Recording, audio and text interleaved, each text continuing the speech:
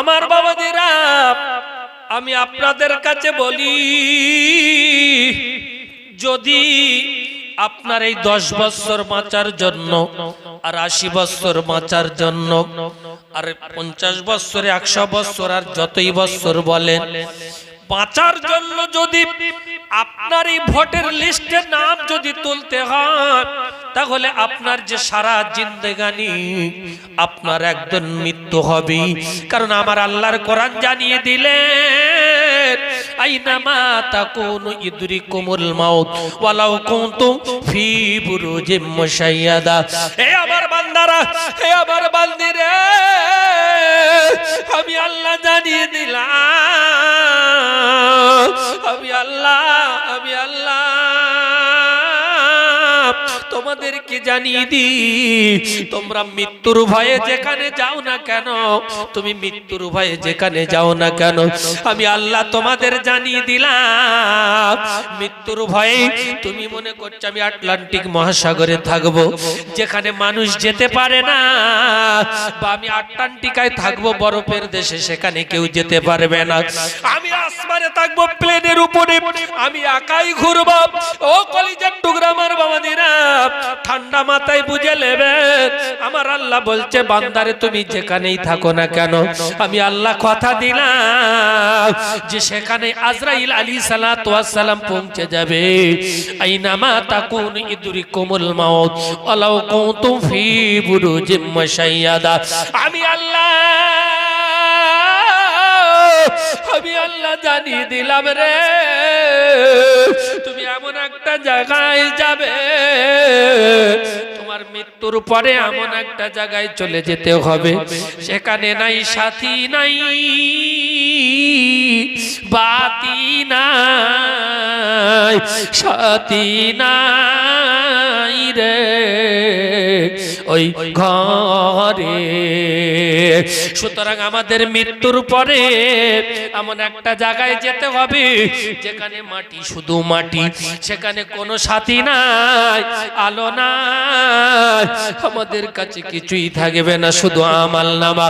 ও কলিজার টুকরা আমার বাবাদিরা, সেজন্য আমি আপনাদের কাছে বলতে চাই, যদি আমাদের সেই ঈমানওয়ালা পাওয়ার যদি আমাদের মধ্যে থাকে, আর যদি সেই কবরে গিয়ে আপনি সারা জীবন সুখে আর শান্তিতে যদি থাকতে চান, আপনার জান্নাতি বাসিন্দা বানিয়ে দেবে আল্লাহ।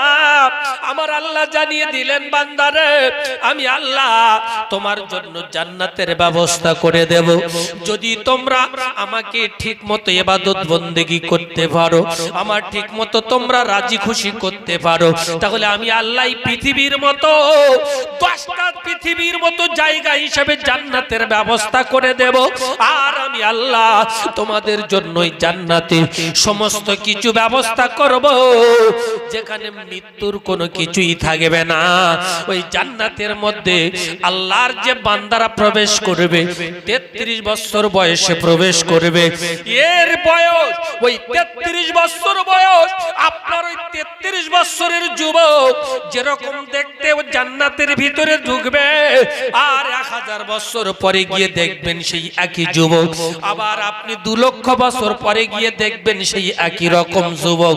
অর্থাৎ জান্নাতে যে যাবে আর জিন্দেগি বুড়ো হবে না, আর জিন্দেগি তার চামড়াটা ঢিলা হবে না, আর জিন্দেগি তার কোনো রোগ ব্যাধি আসবে না। আমি আল্লাহ ওই জান্নাতের ভিতরে আমি ওই ব্যক্তিদেরকে, অর্থাৎ জান্নাতি ব্যক্তিদের আমি আল্লাহ আমার জন্য যারা রেজামন্দি খুশি হাসিল করেছে, আমি আল্লাহ দুনিয়ার জমিনে যারা আমি আল্লাহ আমাকে আল্লাহ বলে মেনে নিয়েছে, রাসূলুল্লাহকে রাসূল বলে মেনে নিয়েছে, আমি আল্লাহ তাদের জন্য এই জান্নাতটা চিরজন্মের মতো হালাল করে দিলাম। জোরে বলুন, আর একটু জোরে বলুন না সুবহানাল্লাহ, নারায়ে তাকবীর। তাহলে এই জান্নাতের সার্টিফিকেট, আপনার যাওয়ার সার্টিফিকেট অর্জন করতে হলে কি করতে হবে? পৃথিবীতে যদি কটা দিন থাকার জন্য সব ডকুমেন্টস ঠিক করতে হয়, বাপের নামের সঙ্গে সব ঠিক থাকতে হবে, 6 জনের বেশি হলে গন্ডগোল, তাহলে আপনার এই জান্নাতে গিয়ে সারা জীবন আপনি সেখানকার জান্নাতের নাগরিকত্ব পাবেন। আপনি যেখানে বুড়ো হবেন, যেখানে আপনার চামড়া ঢিলা হওয়ার কোনো জায়গা নেই, যেখানে আপনার খাওয়া দাওয়ার কোনো টেনশন নাই, সেই জায়গায় আপনি যাবেন, সেই জায়গায় আপনি থাকবেন, তাহলে তার জন্য কতটা ডকুমেন্টস আপনার জোগাড় করতে হবে। কলিজার টুকরা আমার বাবাদেরা, তাই আমি যে কথা বলতেছিলাম, আমার আল্লাহর নবী দিন দুনিয়ার বাদশাহ জনাবে মুহাম্মদুর রাসূলুল্লাহ সাল্লাল্লাহু আলাইহি ওয়াসাল্লাম তিনি কিতাবের ভিতরে হাদিস পাকের মধ্যে জানিয়ে দিলেন, ও আমার উম্মত উম্মতানিরা, বুনিয়াল ইসলাম আলা খামসিন শাহাদাতি আল্লাহ ইলাহা ইল্লাল্লাহ ইকামিস সালাত ওয়া ইতাইজ যাকাত। আমি আল্লাহর নবী তোমাদেরকে জানিয়ে দিই যে ইসলাম ধর্মটা, আমার আল্লাহর নবী বলছেন যে 5টা জিনিসের উপরে স্তম্ভভিত করা হয়েছে। আর নাম্বার 1 ইকামিস সালাতের আগে যেটা আমরা জানি কলেমা লা ইলাহা ইল্লাল্লাহ মুহাম্মাদুর রাসূলুল্লাহ। আল্লাহ এমন পাওয়ার দিয়েছে কলেমার ভিতরে, এমন পাওয়ার আল্লাহ দিয়েছে যেই কলেমার এত পাওয়ার যে 70 বছরের কাফের, 80 বছরের বেঈমান, 10 বছরের গাঁজাখোর, 90 বছরের মদখোর আর সারা জীবন ব্যভিচারী করা ব্যক্তি যদি একবার খালেস দিলে, কলেমাটুকু পাঠ করে লাই, শিরককারী বেদাতকারী আপনার মুশরিক কাফের বেঈমান যদি সে খালেস দিলে একবার কলেমাটুকু পাঠ করে লাই, আমার আল্লাহর নবী জানিয়ে দিলেন এই কলেমার এত পাওয়ার, আমার আল্লাহ ওই ব্যক্তিটাকে ধুয়ে মুছে সাফ করে বেগুনার মাসুম বানিয়ে দেবে। জোরে বলুন, আর একটু জোরে বলুন না সুবহানাল্লাহ। ও কলিজার টুকরা আমার বাবাজিরা, সেজন্য আমি আপনাদের কাছে বলতে চাই, এই কোরআন যে আমাদের কাছে রাসূলুল্লাহর মুজিজা, এই কোরআনের ভিতরে ঈমানিয়াতের কথা এসেছে, ওয়াহদানিয়াতের কথা, যেটা আপনার গোটা কোরআনের হাফ বলা যায় যে ঈমানিয়াতের কথা আর ওয়াহদানিয়াতের কথা আলোচনা। ও কলিজার টুকরা আমার বাবাজিরা, সেজন্য আমি বলতে চাই যে কলেমা ঈমান আজকে আমাদের কাছ থেকে দুর্বল হয়ে গেছে। ঈমানটা আমাদের কাছে নাই, ঈমানটা আমাদের কাছে আছে, আমরাও বুঝতে পারি নাই কিভাবে আছে।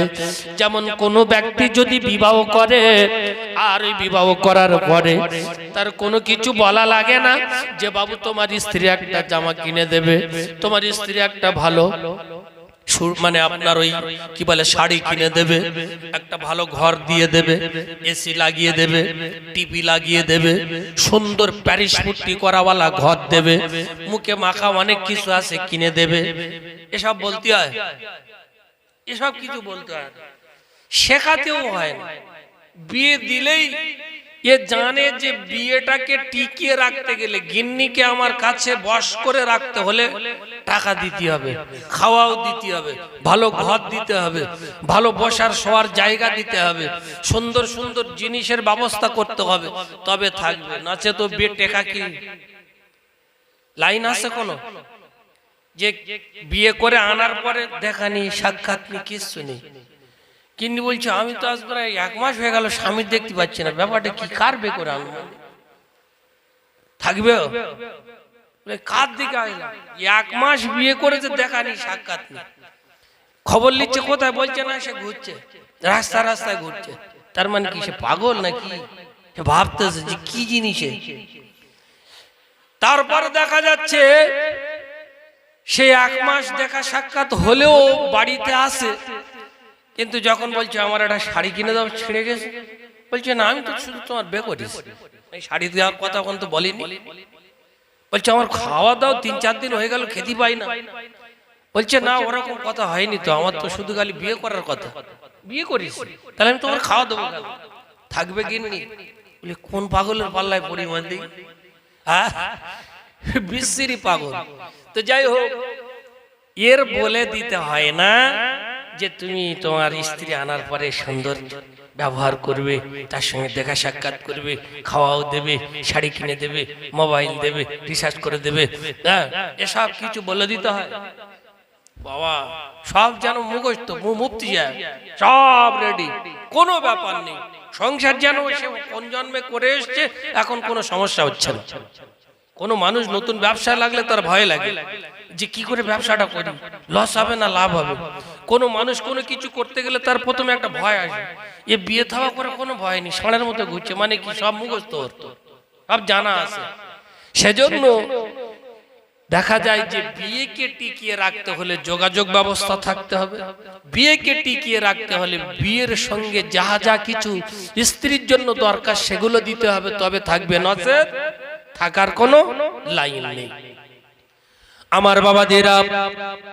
সেজন্য আমি আপনাদের কাছে বলবো, যদিও আপনি আমি মুসলমান, আমি আপনি ঈমানওয়ালার ঘরে জন্ম নিয়েছি, কারণ নবীও জানিয়ে দিলেন যে প্রত্যেকটা বনি সন্তান, বনি আদম, কুল্লু বনি আদম, প্রত্যেকটা আদম সন্তান, কুল্লু মৌলুদুন ইউলাদু আলাল ফিতর, সে প্রত্যেকটা আদম সন্তান ইসলামী শরীয়তের উপরে জন্মগ্রহণ করে, মিল্লাতের উপরে, ফিতরাতের উপরে।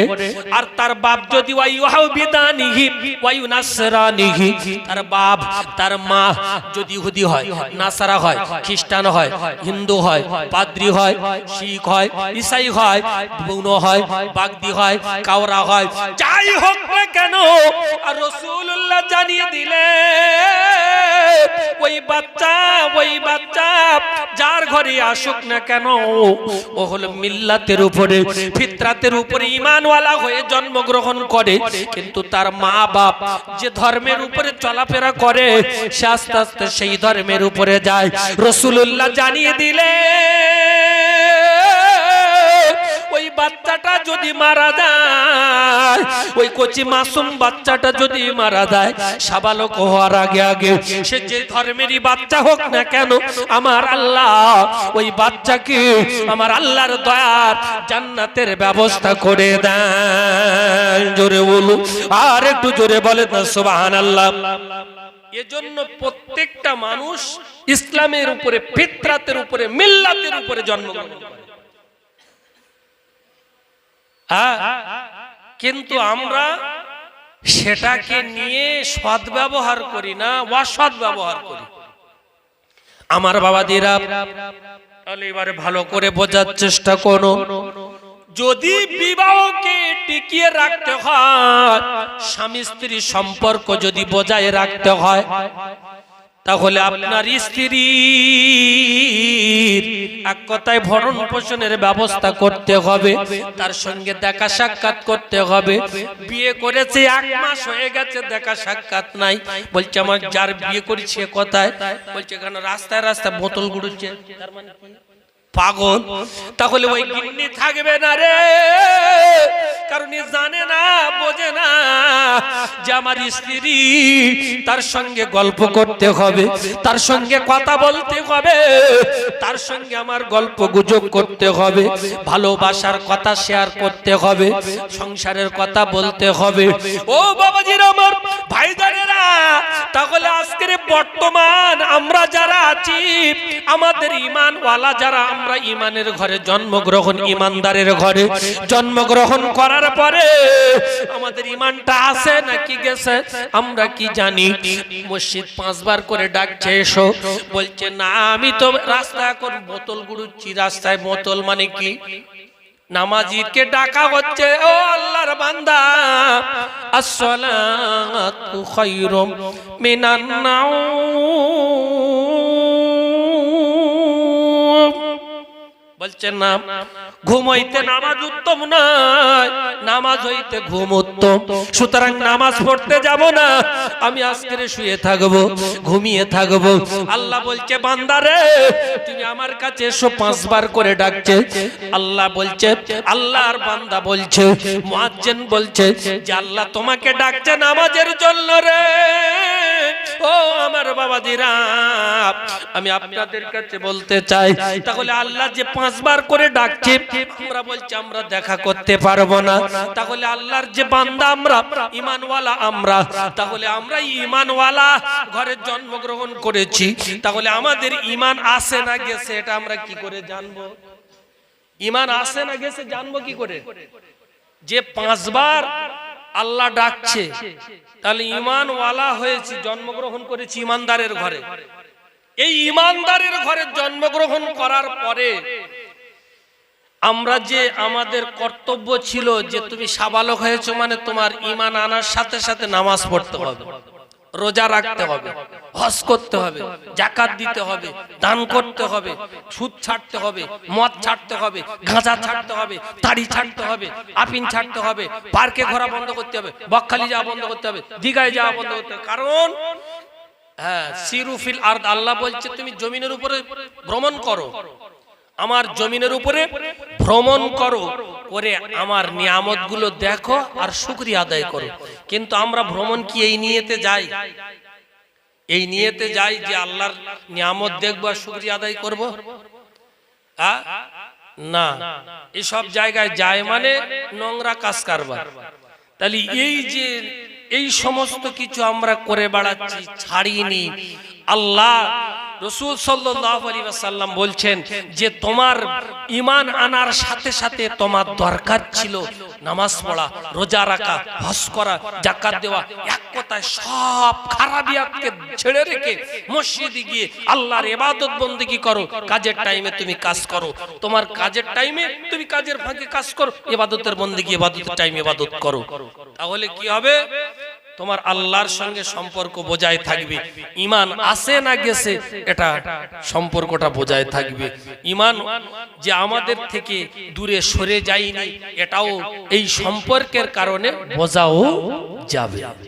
আমরা বলছি ঈমানদার মুসলমান, মসজিদে যাও, হবে না। তাহলে ঈমানটা আছে না গেছে এটা আমাদের বলার ক্ষমতা নেই, কিন্তু তার কতটুকু আছে সেটা কে জানে? আল্লাহ ছাড়া কেউ জানেন না। কিন্তু সম্পর্ক যখন আমাদের গাঢ় হবে তত সম্পর্ক কাছাকাছি তৈরি হবে।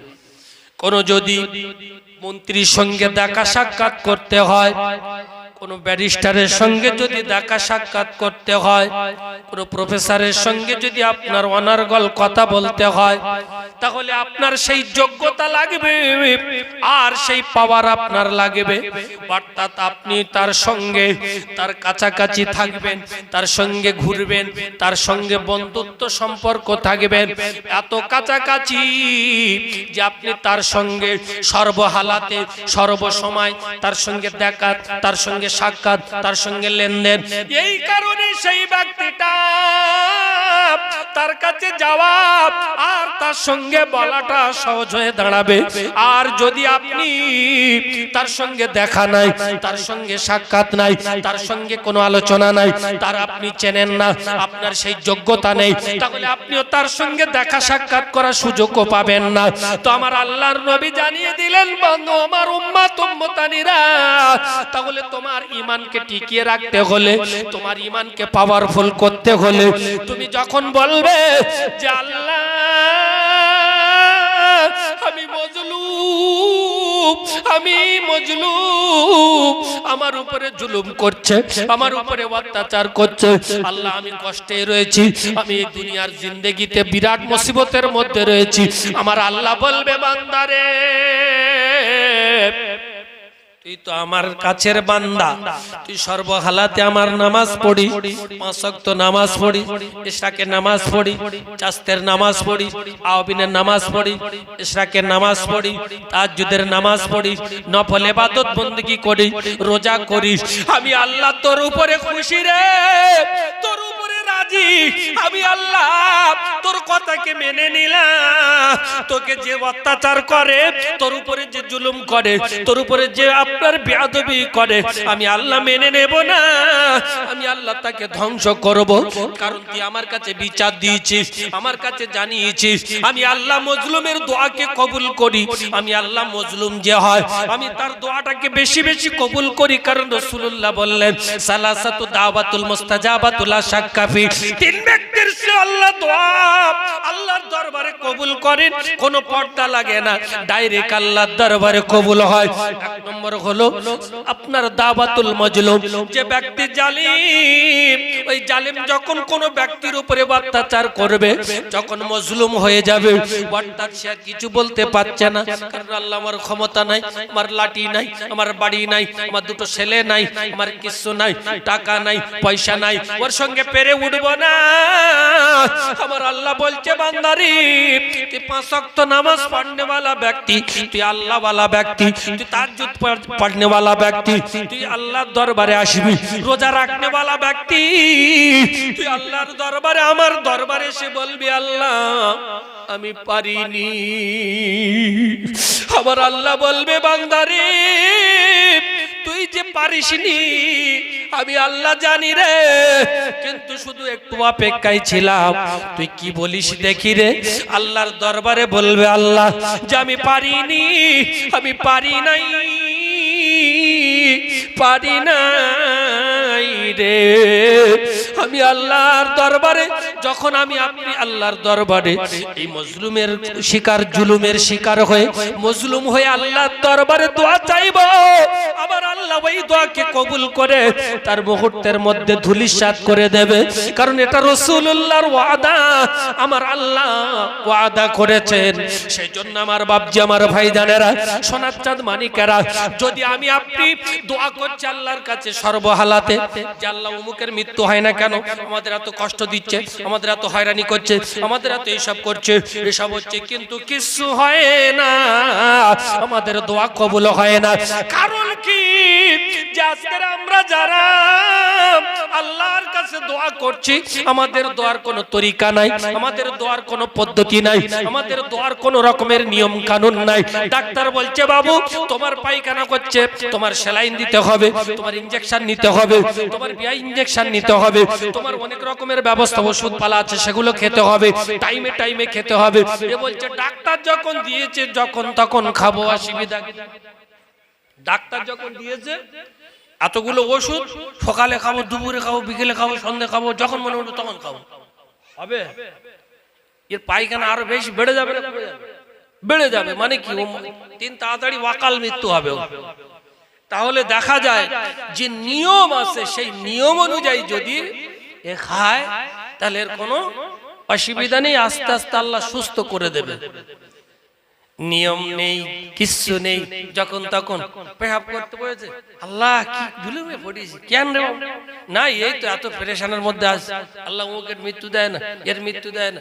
আর দুটো আটটা আছে যে মানে ইমানটা কিভাবে নষ্ট করছে দেখেন, ইমানটা কিভাবে নষ্ট হয় দেখেন, যে দিলের যে মানে ইমানিয়াতের পাওয়ারটা কমছে কিভাবে দেখেন। কিছু কিছু মানুষ আছে বলছে আমার সব জেনের দ্বারাই সব কিছু করি, জেনের দ্বারা অপারেশন করি, তাবিজ লিখি, মাদলি তুলি, এসব জেনের দ্বারাই করাই। বাবু জেন মানে কি, শুধু খালি আপনার যেখানে আপনি বসে আছেন সেখান থেকে কি 1.5 কিলোমিটার যায় না পুরো পৃথিবী ঘুরতে পারে? জেনেরা কি পুরো পৃথিবী ঘুরতে পারে নাকি 1.5 কিলোমিটার গিয়ে আর যেতে পারবে? পুরো পৃথিবী ঘোরার ক্ষমতা আছে তাদের, আল্লাহ দিয়েছে। ইবলিস যে শয়তান, এ শয়তান, এ ইবলিস, এ কিন্তু জেন, এ জেন, জেনের তৈরি, জেনের বংশধর, কিন্তু ফেরেশতা হয়েছিল এর একটা ইতিহাস আছে, বিরাট বড় ইতিহাস। কিভাবে জেন আবার মানে ফেরেশতা হলো কি করে? জেনের স্থান পৃথিবীতে, কিন্তু ও চলে গেল কোথায়?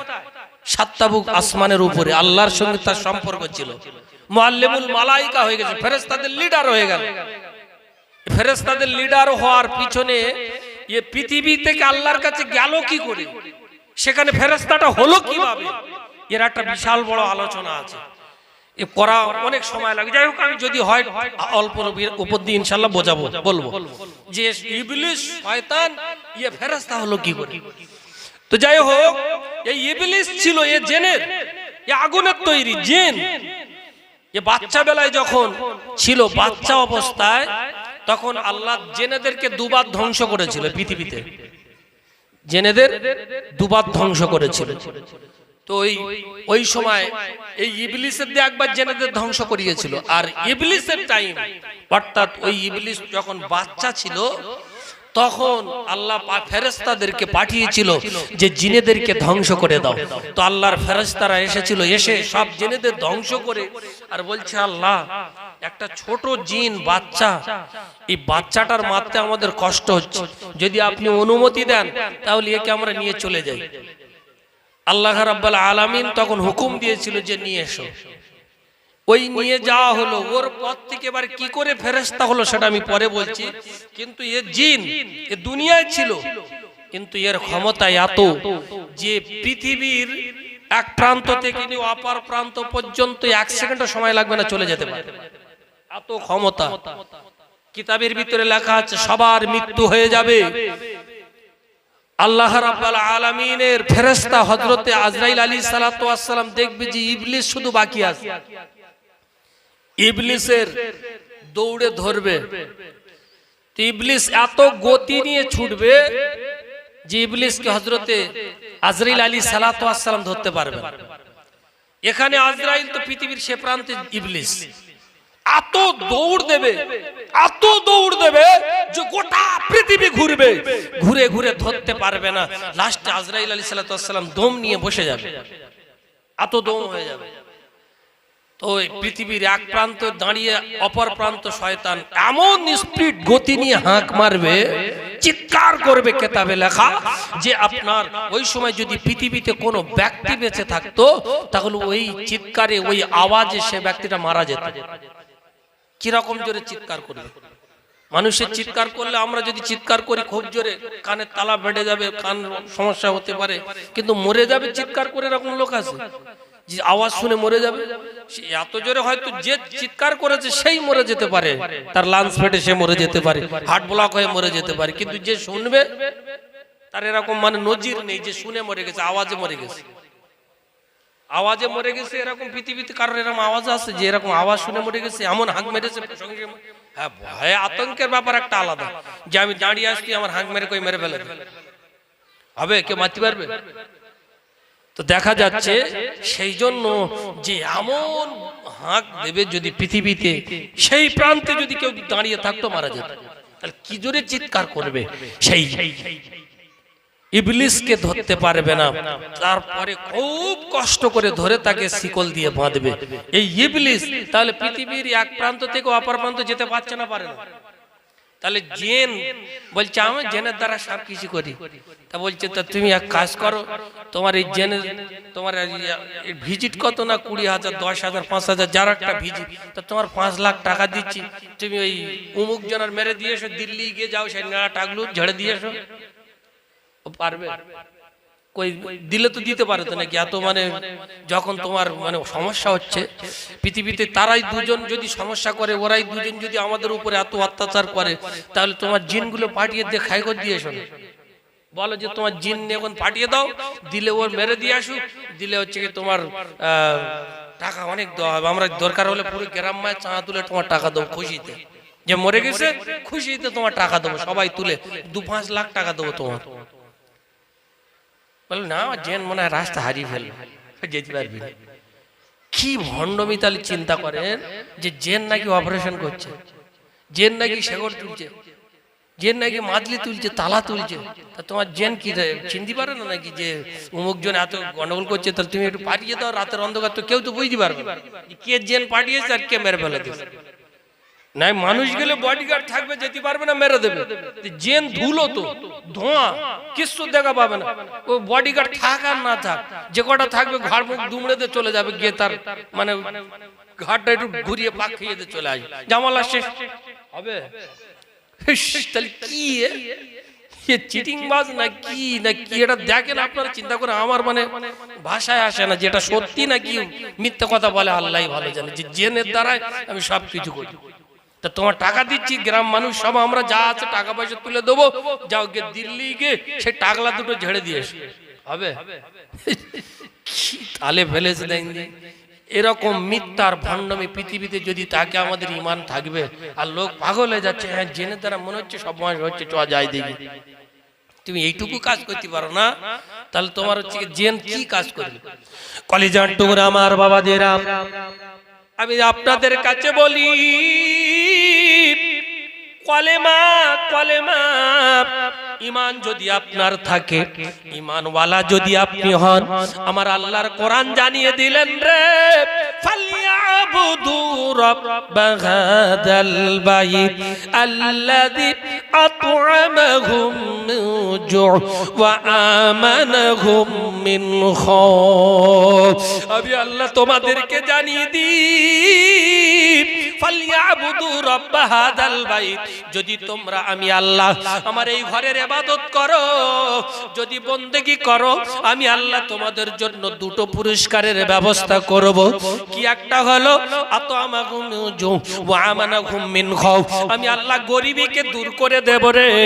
ও আমার বান্দারা, তোমরা আমার ইবাদত করবে, আমার বন্দেগী করবে, আমার উপাসনা করবে, আমার আরাধনা করবে, আমি আল্লাহ জানিয়ে দিলাম, আমি তোমাদের জন্য আমি আল্লাহ গরিবীকে দূর করে দেব রে। জোরে বলুন, আর একটু জোরে বলুন না সুবহানাল্লাহ। ও আমার বাবাজির, তাহলে আমার আল্লাহ দায়িত্ব নিয়েছে যে আমার বান্দারা যদি আমার ইবাদত করে, আমার যদি বন্দেগী করে, আমার যদি উপাসনা করে, আমার যদি আরাধনা করে, আমি কথা দিলাম গরিব তো রাখবো না, আমি আল্লাহ ধনী বানিয়ে দেব। আর সাথে সাথে ধনী বানিয়ে দেওয়ার পরে আমি আল্লাহ ওয়া আমানাহুম মিন খাউফ, নিরাপত্তার ব্যবস্থা আমি আল্লাহ নিজেই জিম্মায় নিয়ে নেব রে। জোরে বলুন, আর একটু জোরে বলুন না সুবহানাল্লাহ। ও রাসূল, তোমায় দেখা পাই না,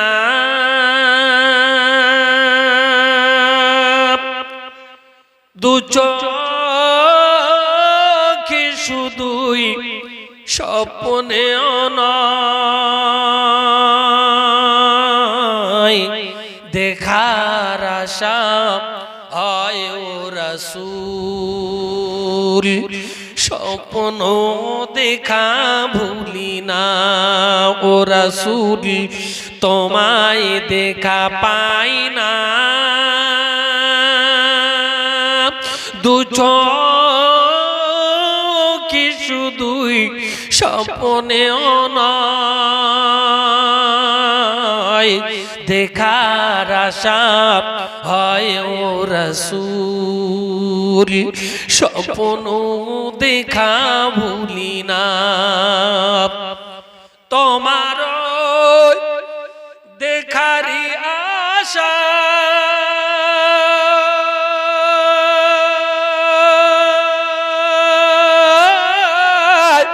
এমন পড়ে রায় মদিনা, তোমার দেখারি আশা এমন পড়ে রায় মদিনা, আশিকের দিদার দাও না, আর দূরে থাকিও না, আশিকের দিদার দাও না, আর দূরে থাকিও না। ও রাসূল, তোমায় দেখা পাই না, দু চোখে শুধুই স্বপ্নেও নয়, দেখার আশা হয় ও রাসূল, স্বপ্ন দেখা ভুলি না। তোমার বাণী শুনিলাম,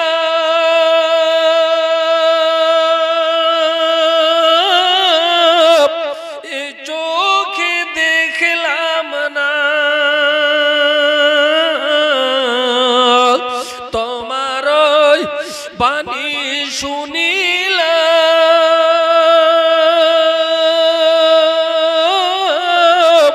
এ চোখে দেখলাম না, এই আওয়াজ যদি শুনে থাকো, এই আওয়াজ যদি পেয়ে থাকো, একবার দেখা দাও না ও রাসূল, তোমায় দেখা পাই না দু চোখে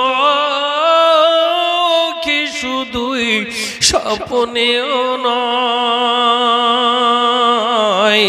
দেখার আশা হয় ও রাসূল, স্বপ্ন দেখা ভুলি না তোমার দেখারি আশা,